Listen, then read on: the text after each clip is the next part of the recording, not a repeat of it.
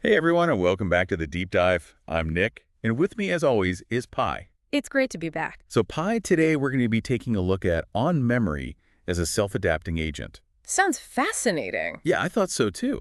I mean, memory, that's something we use every day, right? Uh-huh.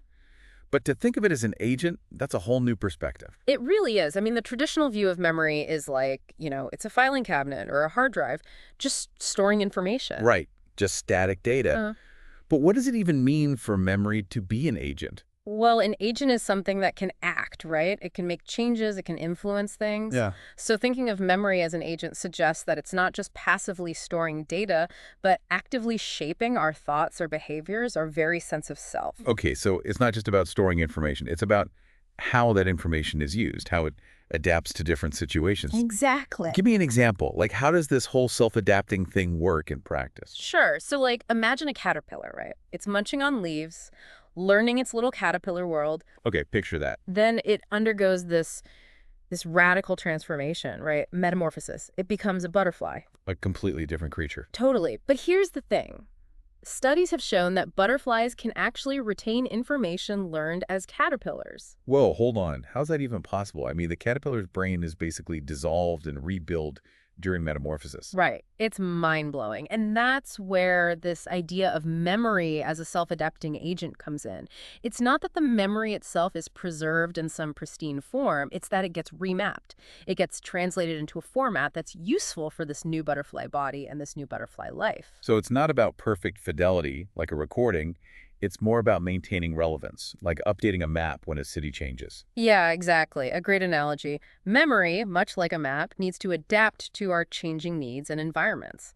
So it's less about preserving every detail and more about preserving what's meaningful and actionable. Okay, I'm starting to get it. But how does this apply to us? Do human memories also work this way? Absolutely.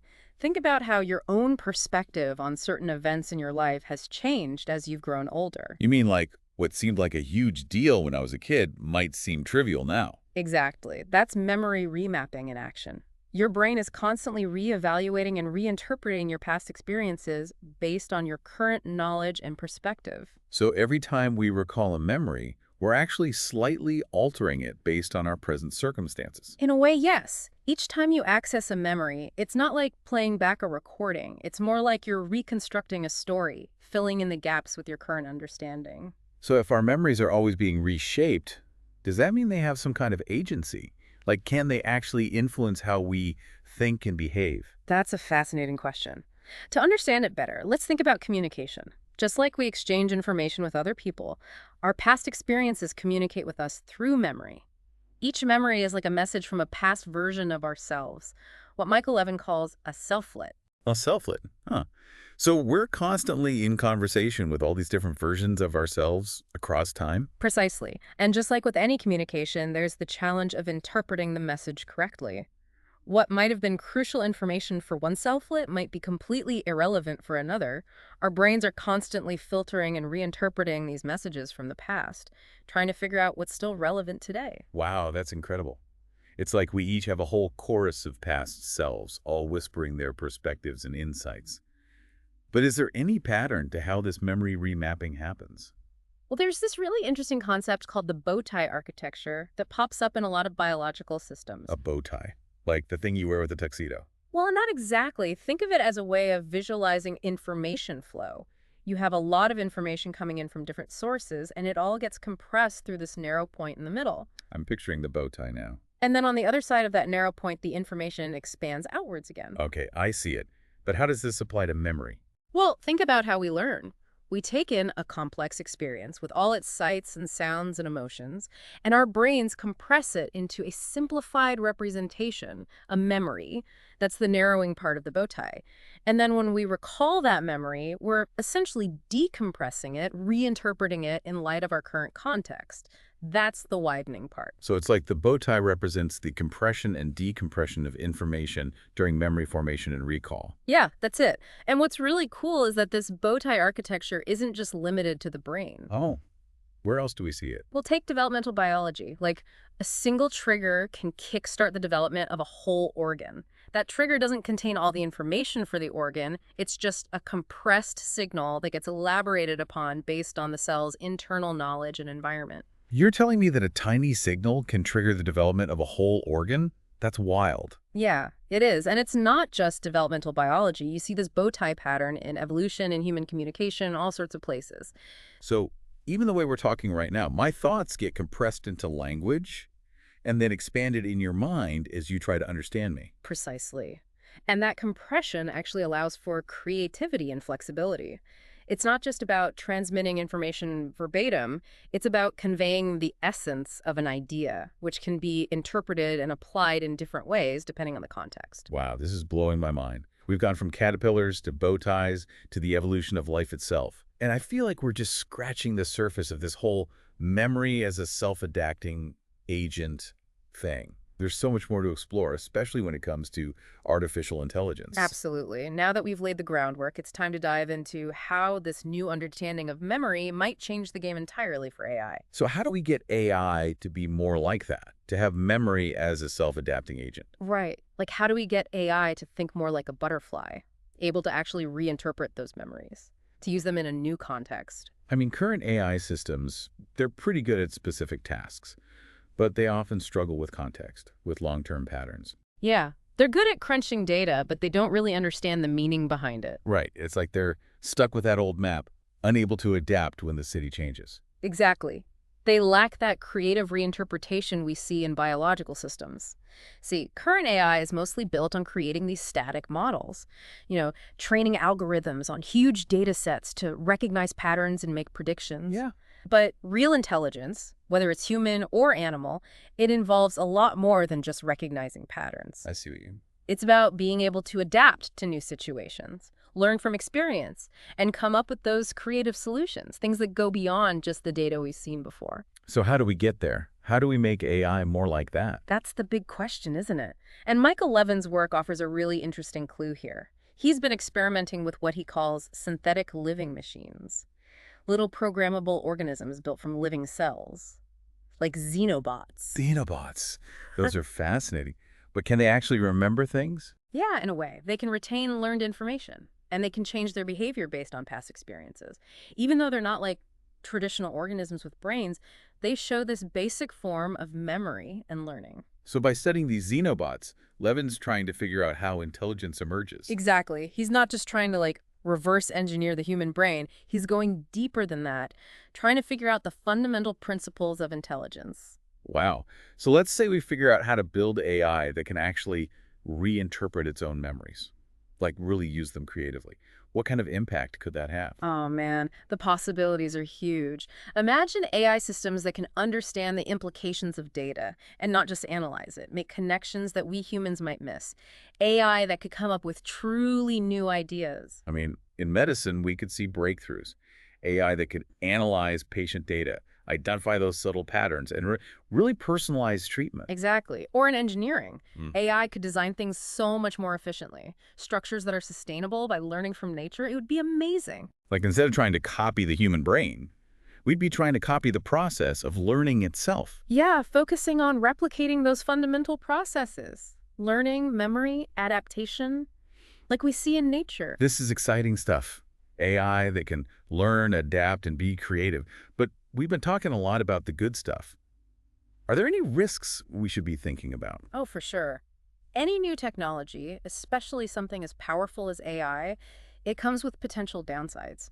If we create AI that can reinterpret its own memories, we need to be really careful about what we're teaching it. What do you mean? Well, we don't want AI pursuing goals that are harmful to humans. It sounds like science fiction, but it's a real concern. Yeah, we don't want the machines taking over or anything like that. Right. We need to make sure AI is aligned with human values and that it stays under our control, even as it gets more advanced. It's a tricky balance, isn't it? Pushing the boundaries of AI, but making sure it's safe and ethical. It really is. We're talking about the future of intelligence here, both biological and artificial. It's fascinating. It really is. Yeah. And Levin's work is opening up all these new avenues for exploration. It really makes you think, doesn't it, about the future of AI and our understanding of ourselves. It does. What's remarkable is how this concept of memory as a self-adapting agent, it connects so many different things: biology, cognitive science, computer science, even philosophy. It all comes together. And it paints this new picture of how memory really shapes who we are, what we can do as individuals and as a species. I'm still wrapping my head around all this. I know it's a lot to process, but it's also really inspiring. It's like a glimpse into a future where those boundaries between life, the mind, and technology become blurry, where the very nature of intelligence is always evolving. It is, and I'm looking forward to seeing where this journey takes us. Yeah. But for now, we've covered a lot of ground, from caterpillars to the ethical considerations of creating truly intelligent AI. We have, and I think it's fascinating to think about how you, the listener, will expand upon these ideas, reinterpret them, make them your own. But there's even more to explore. In the last part of this deep dive, we'll step back and look at the bigger picture, what this new understanding of memory means for us as individuals, and what it might tell us about the nature of intelligence itself. Okay, Pi, so we're back, and I'm still processing everything we've talked about, caterpillars, bow ties, even the future of AI. But I think now I want to step back and look at the big picture. Like, what does this all mean for us? It's been a journey, right? And you're right, the implications of this new view of memory, they're huge. I think the biggest shunt is this. Memory, it's not about just storing information perfectly. Right, it's not like a video recording or something. Exactly. It's about salience, not fidelity. It's about how we use those memories right now, in this moment, how they shape how we see the world. And that's where that whole self-lit thing comes in, right? Exactly. Each memory is like this message from a past version of ourselves, a selflet that existed in a specific context. And like any message, it has to be interpreted. You know, what was important for one selflet might not be relevant anymore. Exactly. And that means our sense of self, it's not fixed, it's constantly changing. As we have new experiences and we reinterpret those messages from our past selves, like how your perspective on a childhood event might have changed as you got older. You know, that makes me think about when I was a kid. I had this argument with my brother. I was so sure I was right at the time. Oh, yeah. But looking back now, you know, with a bit more maturity, I see things differently. It wasn't so black and white. It's like I'm reinterpreting that memory now, taking into account new experiences. That's a great example. It's like we're constantly rewriting our own stories, shaping our identities through this back and forth between our past and present selves. But it's kind of weird, isn't it, to think that our memories aren't fixed? Yeah. It makes you wonder if we can ever truly know the past. Or is it always colored by how we see things now? That's a really deep question. Philosophers have been debating that for centuries. But what Levin's work suggests is that this flexibility of memory, it's not a bad thing. It's actually what makes intelligence possible. Because it allows us to adapt, to learn from our mistakes. If our memories were set in stone, we wouldn't be able to grow. Exactly. This ability to reinterpret the past, it's what allows us to heal from trauma, to find new meaning in old experiences. It's powerful stuff. It makes you think about therapy. Therapists help people reframe their past, find new ways of looking at things, so they can heal and move on. It's a great point. And it highlights the potential of this new understanding of memory. If we can learn to reinterpret our own memories, to find the wisdom in them, it can be so powerful. It can really change our lives. It's like we're given these building blocks, our memories, and we Mm. can put them together in different ways, creating new structures that reflect who we are now. And maybe, just maybe, this is what will finally allow us to create AI that's truly intelligent and adaptable. AI that can learn from its past, reinterpret its own memories, and evolve alongside us. That's an incredible thought, that the key to AI might be embracing this dynamic, ever-changing nature of memory. It challenges how we usually think about AI. I know, right? True intelligence, whether it's biological or artificial, seems to be all about this ability to reinterpret the past, to learn and adapt, to constantly push the boundaries of what's possible. So, as we wrap up this deep dive, I'm just in awe of how complex and amazing memory is. It's not just a storage system. It's this dynamic force shaping who we are, how we see the world, and what we can become. I agree. And to everyone listening, I'll leave you with this. What if our ability to reinterpret the past, to change our minds, isn't a flaw? What if it's the thing that makes intelligence possible? It's something to think about as we keep exploring this amazing world of memory, the mind, and intelligence itself. And if you want to explore this further, be sure to check out the YouTube video that started it all. On Memory, as a self-adapting agent on the Carlos Farias channel. It's definitely worth a watch. Until next time, keep questioning, keep learning, and keep diving deep.